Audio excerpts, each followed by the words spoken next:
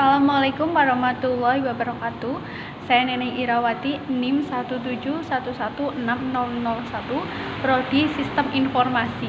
Kali ini saya akan menjawab pertanyaan dari Pak Gunawan mengenai tugas sistem pakar yang ketiga.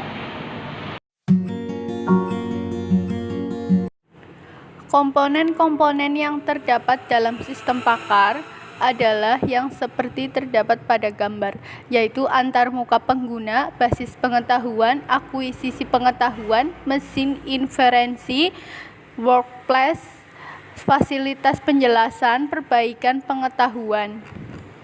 Sistem pakar disusun oleh kedua bagian utama, yaitu lingkungan pengembangan dan lingkungan konsultasi. Lingkungan pengembangan sistem pakar digunakan untuk memasukkan pengetahuan pakar ke dalam lingkungan sistem pakar, sedangkan lingkungan konsultasi digunakan oleh pengguna yang bukan pakar guna memperoleh pengetahuan pakar.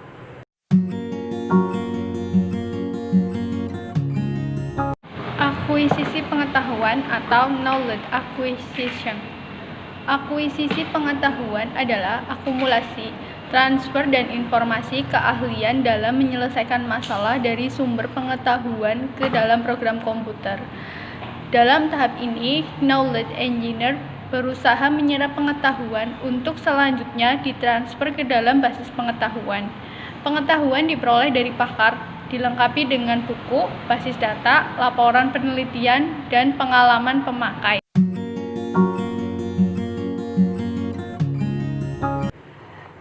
Dalam mengembangkan sistem pakar, ada 5 tahapan yang harus dilakukan, yaitu yang pertama, tahap identifikasi. Tahap identifikasi merupakan tahap untuk menganalisa permasalahan yang ada dengan menentukan batasan masalah yang akan dianalisa.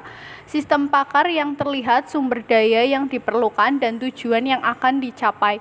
2. Tahap konseptualisasi. Tahap konseptualisasi merupakan tahapan di mana pengetahuan dan pakar menentukan konsep yang kemudian dikembangkan menjadi suatu sistem pakar. Yang ketiga ada tahap formalisasi. Tahap formalisasi merupakan tahapan di mana hubungan antar unsur digambarkan dalam bentuk format yang biasa digunakan dalam sistem pakar.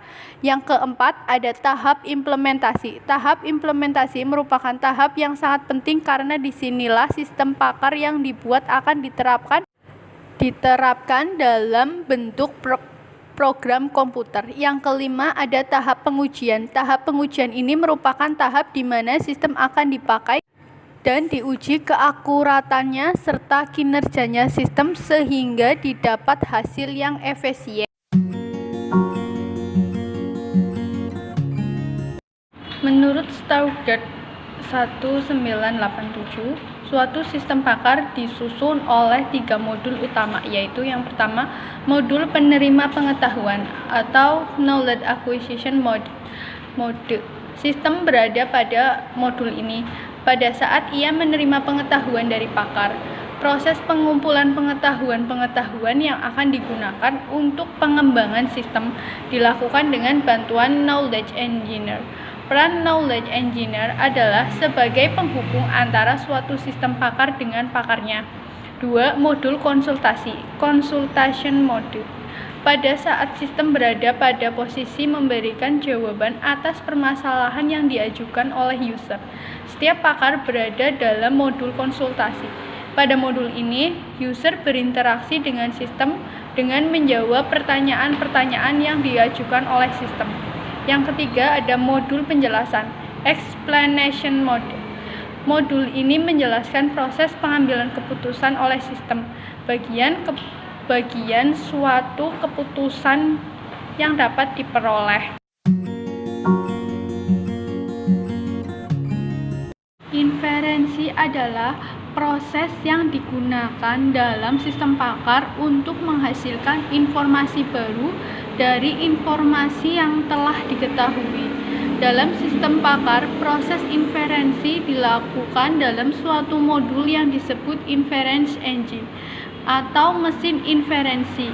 Ketika representasi pengetahuan atau RP pada bagian knowledge base telah lengkap atau paling tidak telah berada pada level yang cukup akurat, maka RP tersebut telah siap digunakan. perantaian maju, ada banyak hal yang hendak dibuktikan. Hanya sedikit fakta awal yang mau dipunyai, ada banyak aturan berbeda yang dapat memberikan kesimpulan yang sama. Perantaian balik hanya akan membuktikan fakta atau hipotesis. Terdapat banyak fakta awal jika terdapat banyak aturan yang memenuhi syarat untuk dipicu atau fire pada suatu siklus.